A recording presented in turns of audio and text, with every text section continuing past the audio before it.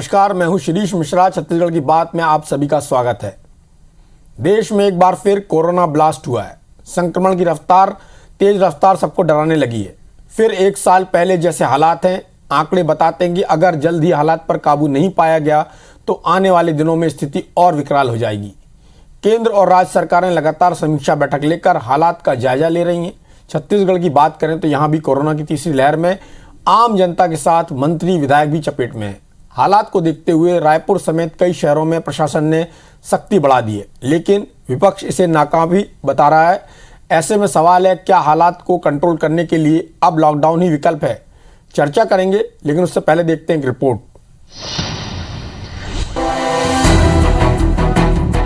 संकट से निपटने की तैयारी। 9 जनवरी प्रधानमंत्री मोदी ने की समीक्षा। 10 जनवरी बूस्टर डोज की शुरुआत। कोरोना संक्रमण के बढ़ते मामले और तीसरी लहर को लेकर सरकारें अलर्ट मोड पर आ गई हैं। रविवार को जहां प्रधानमंत्री मोदी ने इससे निपटने की तैयारियों का जायजा लिया, तो सोमवार से पूरे देश में बूस्टर डोज लगने की शुरुआत हुई। इससे पहले प्रधानमंत्री ने समीक्षा बैठक में वैक्सीनेशन पर खास जोर देने का निर्देश दिया।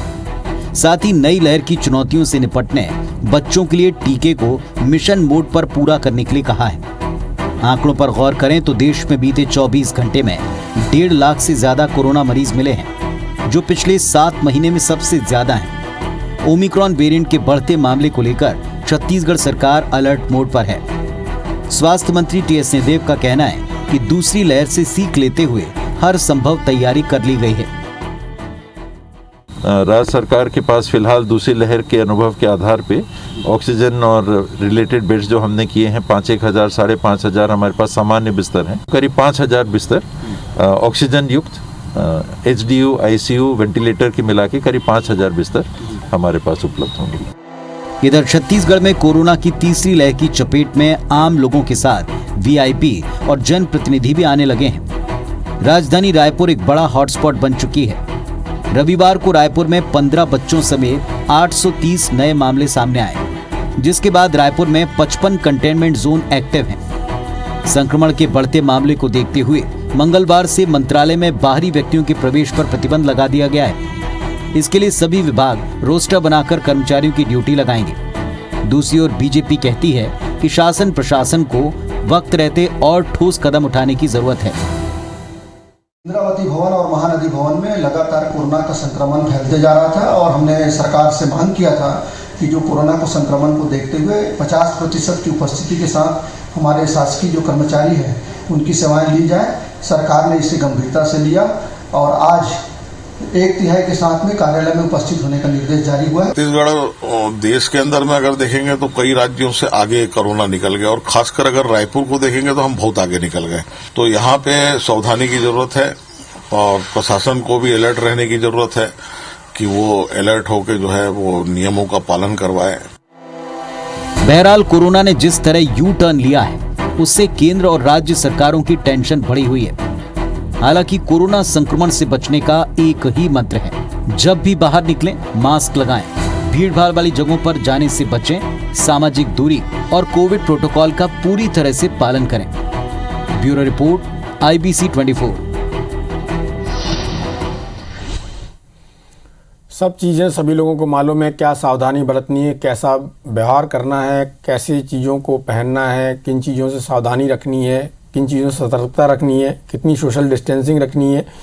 बावजूद इसके लोग बाग जो बर्ताव करते हैं, जिस तरह का व्यवहार देखा जाता है, वो चिंता प्रकट करता है, चिंता पैदा करता है। लोगों का क्या रुख है, किस तरह से ये बीमारी फैल रही है, किस तरह से संक्रमण फैल रहा है, क्या किए जाने की आवश्यकता है और सरकार जो कर रही है उससे कितना इत्तेफाक रखते हैं डॉक्टर्स और हमारे रिपोर्टर। सारे लोगों से चर्चा करेंगे। डॉक्टर स्मिथ श्रीवास्तव हैं, हृदय रोग विशेषज्ञ। डॉक्टर साहब, आपका बहुत बहुत स्वागत है। डॉक्टर राकेश गुप्ता जी हमारे साथ हैं, जो ENT विशेषज्ञ हैं, सामाजिक कार्यकर्ता हैं, राजनीतिक व्यक्ति भी हैं और समाज से लेके जो चिकित्सा जगत है सब पर उनकी पैनी निगाह रहती है। सभी तरह के लोगों से उनका मिलना जुलना है, सभी तरह के जो वर्ग है उससे उनका तारुफ है।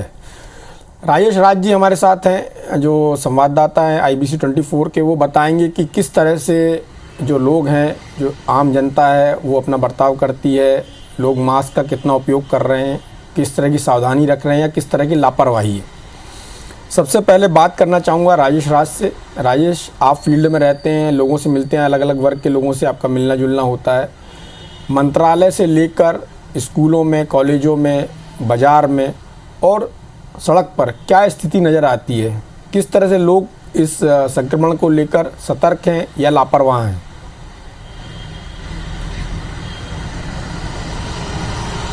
जी बिल्कुल, तो बताना चाहूंगा कि ये 28 दिसंबर के बाद से, जब से तीसरी लहर ने स्पष्ट संकेत दिया कि प्रदेश में उसकी दस्तक हो गई है, हमने लगातार बाजारों में और आम लोगों की प्रतिक्रियाएं देखी, उनसे बातचीत भी करने की कोशिश की, लेकिन थोड़ी सी निराशाजनक चीजें देखने को मिली दोनों तरफ से। वो आम लोग भी कहें या सरकारी अमला भी कहें, बात आम लोग की करें तो बहुत सारे लोग जो सामान्य वर्ग से है, चाहे गोल बाजार में चले जाए, सब्जी बाजार में देखे, दुकानदार की बात कर ले, वहां पे अभी भी वो इस बात से बिल्कुल विज्ञ नहीं है कि मास्क पहनने से उनके जीवन को बचाया जा सकता है, कोरोना संक्रमण को खत्म किया जा सकता है। लापरवाही अभी भी दिखती है। और दूसरा, प्रशासन के लिहाज से इसलिए कह रहे हैं कि क्योंकि सड़कों पे देखेंगे चालान काटे जाते हैं, कार में बैठे हो अगर मास्क नहीं पहने हैं तो भी चालान काट दिया जाता है, बाइक वालों को तो पकड़ा ही जाता है। लेकिन वही अमला जब भीड़ भाड़ बाजार में, जब खुलेआम लोग जो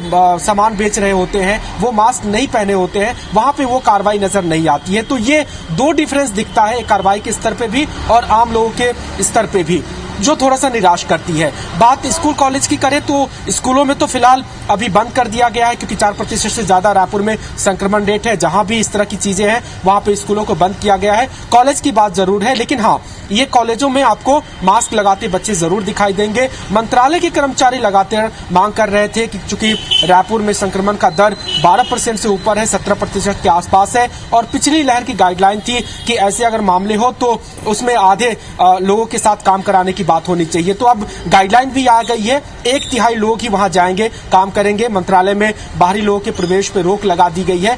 तो सरकार की ओर से कह सकते हैं कि जो जरूरी है एहतियातन वो निर्देश, वो आदेश जारी होते हैं, लेकिन जो आम लोगों पे गंभीरता दिखनी चाहिए वो कम दिखती है। और यही चिंताजनक बात है जो प्रशासन और स्वास्थ्य विभाग दोनों को परेशान कर रही है। राजेश राज जी, लॉकडाउन को लेकर लोगों की क्या सोच है? क्या लॉकडाउन किया जाना चाहिए या नहीं किया जाना चाहिए? या लॉकडाउन करने से क्या संक्रमण दर कम होगी या जो बीमारी का फैलाव लहर ज़्यादा लंबा खिंच जाएगी यदि लॉकडाउन लगाते हैं तो?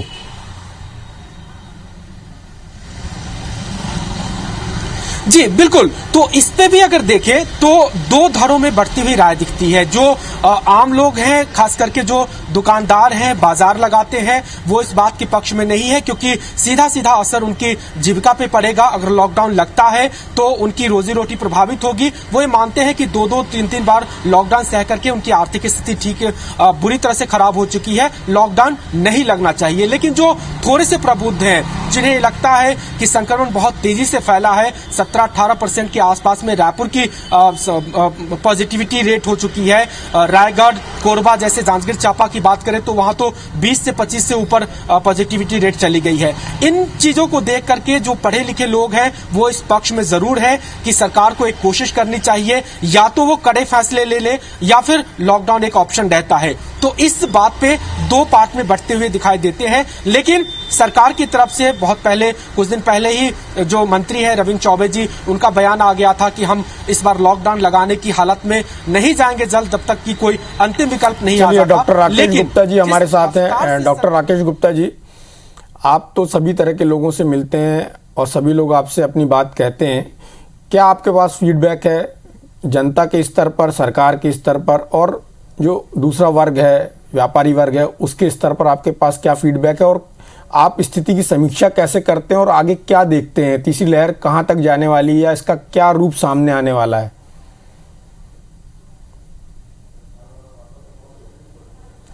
शिरीष भाई, जो तीसरी लहर है वो संक्रमण की रफ्तार बहुत तेज है, तीव्रता बहुत कम है, लेकिन फिर भी जो संख्या के अनुपात में मरीजों के भर्ती होने की संख्या होगी वो उसी हिसाब से होगी। मुझे लगता है कि जितने लोगों की टेस्टिंग हो रही है उसमें से आधे लोग ही टेस्टिंग करा रहे हैं, बाकी 3 से 5 दिन के संक्रमण में, जिसको हम वायरल बुखार जैसा संक्रमण बोल रहे हैं, उसमें ठीक हो रहे हैं।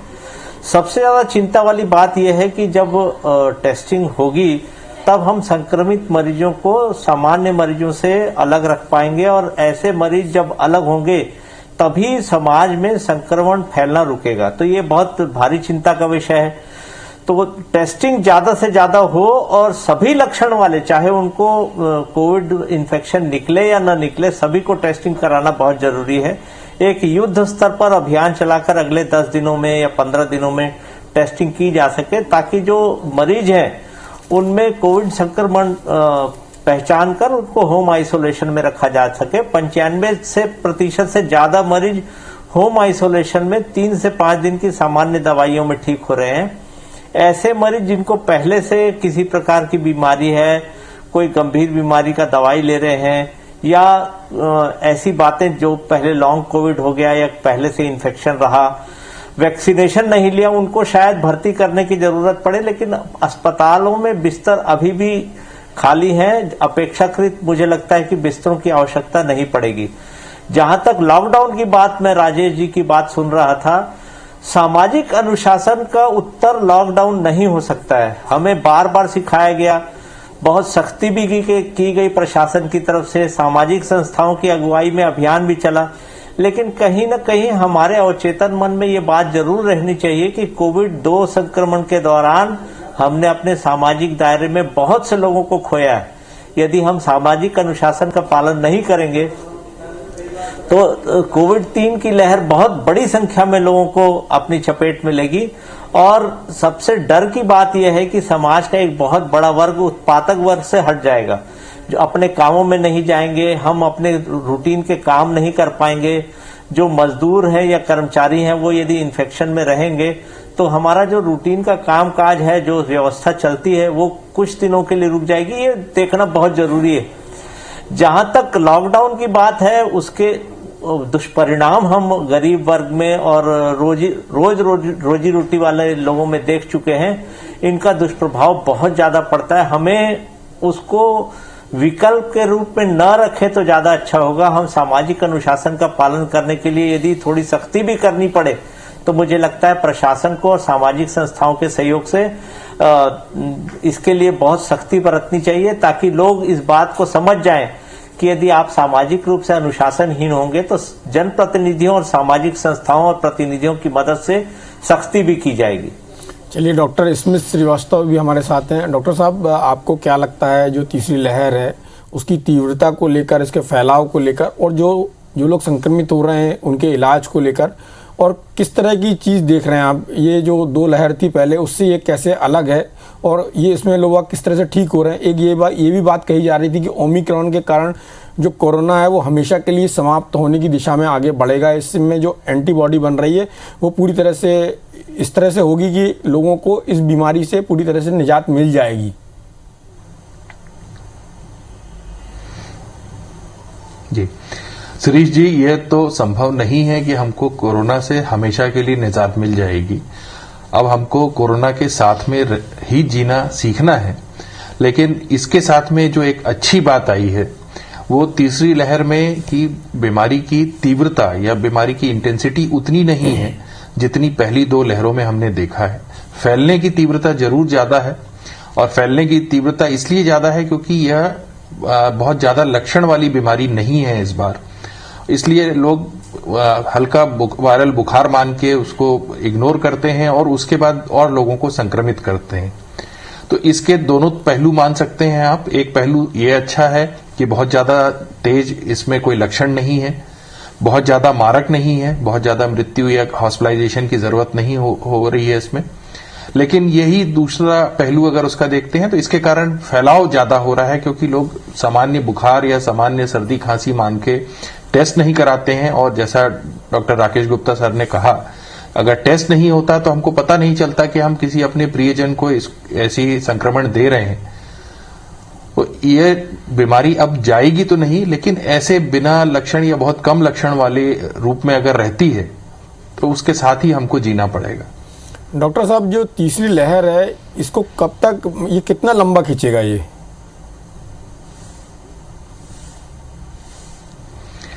जी, इसमें कुछ अनुमान लगाए गए हैं, कुछ अभी शोध किए हैं, उनके हिसाब से ये कह रहे हैं कि लगभग फरवरी के पहले हफ्ते तक जो है एक पीक आएगा और उसके बाद में इसको कम हो जाना चाहिए। दूसरा मेरा पर्सनल विचार है कि अगर लोग होली में अनुशासन रखेंगे तो शायद होली के बाद जो पीक आना है वो नहीं आए, क्योंकि हर बार हमने पिछली 2 लहरों में देखा कि होली के बाद में अचानक से जो है केसेस बढ़ जाते हैं, क्योंकि लोग होली के समय मिलते जुलते हैं, अन्य त्योहारों में मिलते जुलते हैं, जैसे अभी शायद नव वर्ष में लोगों ने मिले जुले, क्रिसमस में लोग मिले जुले, उसके बाद में एक जो है पीक आ जाता है।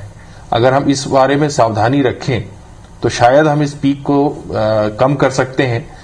पीक नहीं रहेगा तो एक सामान्य बुखार के रूप में ही जो है रह जाएगा और उसका इलाज करना या उसको संभालना बड़ा सरल रहेगा medical health system. Srivastava ji, जो ओमिक्रॉन है छत्तीसगढ़ में, उसके आइडेंटिफिकेशन के लिए जो लैब होनी चाहिए, जीनोम सीक्वेंसिंग लैब, वो नहीं है, तो उसकी कितनी आवश्यकता है? एक बात तो ये। दूसरा, किस आयु वर्ग को ज़्यादा प्रभावित कर रही है लहर? और तीसरा, टीके का क्या महत्व है? जिन लोगों को टीके लग गए हैं या फिर जिनको टीके लग रहे हैं, जैसे 15 से 18 वर्ष के लोगों को टीके लग रहे हैं, और जो 60+ हैं या जो हेल्थ वर्कर्स हैं उनको जो बूस्टर डोज लग रहा है, इन सब से कितना फ़ायदा होने वाला है?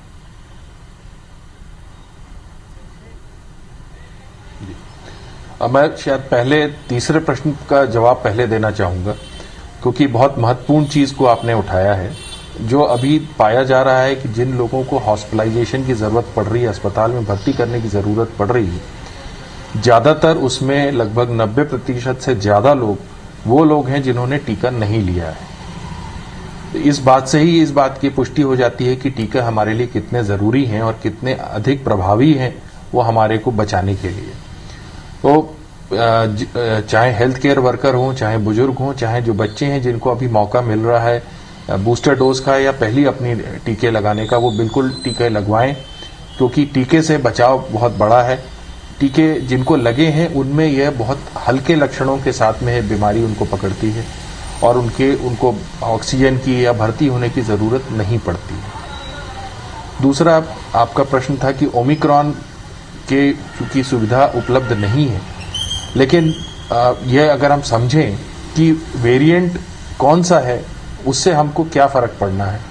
आपको मरीज के लक्षण को ट्रीट करना है, आपको मरीज को ट्रीट करना है, क्योंकि वेरिएंट्स में कोई इलाज में अंतर नहीं आता है। इलाज मरीज की स्थिति कैसी है, स्वास्थ्य कैसा है, उसके हिसाब से डिसाइड होता है। तो कोई भी वेरिएंट हो और उसकी जांच हो या ना हो, उसकी जांच में पुष्टि हो या ना हो, उसके अलावा भी हम मान के चल सकते हैं कि ओमिक्रॉन हो या पहला डेल्टा वेरिएंट है, कोई भी वेरिएंट है, जैसे मरीज की स्थिति होगी उसके हिसाब से इलाज लेना है उसे। और दूसरा प्रश्न मैं आपका एक बार दोहराएंगे, किस आयु वर्ग को ज़्यादा ये प्रभावित कर रहा है? जी, आयु वर्ग अभी भी जो है वो लगभग सभी आयु वर्ग को प्रभावित कर रहा है। मेरे जिसमें आए हैं मरीज, उनमें सभी लोगों को है। यह है कि जो नए हैं, नएपन में इसमें यह है कि जो बच्चे हैं उनमें भी ये लगभग 15% पॉपुलेशन बच्चों की है जिनको प्रभावित कर रहा है, जो कि हमने पिछली 2 लहरों में नहीं देखा है। डॉक्टर साहब, लेकिन बच्चों में कम से कम उम्र के बच्चे हैं इसमें? नहीं है, कुछ नवजात शिशु, जी, कई नवजात बच्चों में भी रिपोर्ट हुई है कि उनको अफेक्ट किया है, लेकिन उनमें सामान्य सर्दी के रूप में या बच्चे की नाक बंद और बुखार के रूप में ही रहा है। उन बच्चों को कोई विशेष दवाओं की जरूरत नहीं पड़ी है और उनमें ये संक्रमण उनकी बड़ों से ही मिला है, माँ से या और परिवार के लोगों से। इसलिए इम्पॉर्टेंट हो जाता है कि जो माताएं दूध पिला रही हैं या जो जिनके यहाँ छोटे बच्चे हैं, वो इस चीज़ को समझ लें कि उनको भौतिक दूरी रखना बहुत ज़्यादा ज़रूरी है बच्चों को बचाए रखने के लिए, क्योंकि अभी भी एक आयु विशेष के नीचे जो है टीके नहीं लग रहे हैं, लेकिन वो अभी भी संक्रमण के लिए जो है एट रिस्क हैं। डॉक्टर राकेश गुप्ता जी, जो टीके की स्थिति है वो प्रदेश में कैसी लगती है आपको? लोगों में कितनी जागरूकता है, कितना लोग आगे आ रहे हैं, और जो सरकार के प्रयास हैं वो कितने काफ़ी हैं?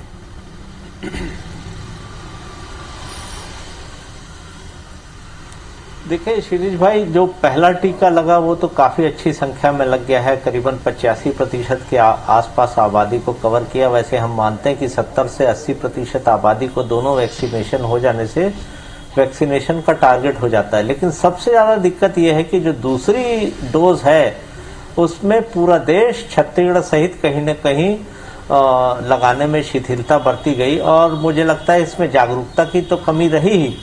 समय समय पर टीके की उपलब्धता का संकट जो है वो इसमें एक कारण रहा कि लोगों ने इसको जब चक्कर लगाए वैक्सीनेशन सेंटर के उपलब्ध नहीं हुआ तो वहां जाना छोड़ दिया। लेकिन फिर भी अभी देरी नहीं हुई है। जिन्होंने दूसरा वैक्सीनेशन नहीं लगवाया है, ये एक प्रकार की बहुत बड़ी प्रतिरोधी ताकत रहेगी। जिन लोगों ने दोनों टीके लगवा लिए हैं उनके कोविड संक्रमण होने में, जैसा डॉक्टर स्मिथ श्रीवास्तव ने बताया, कि बहुत हल्के लक्षण आएंगे।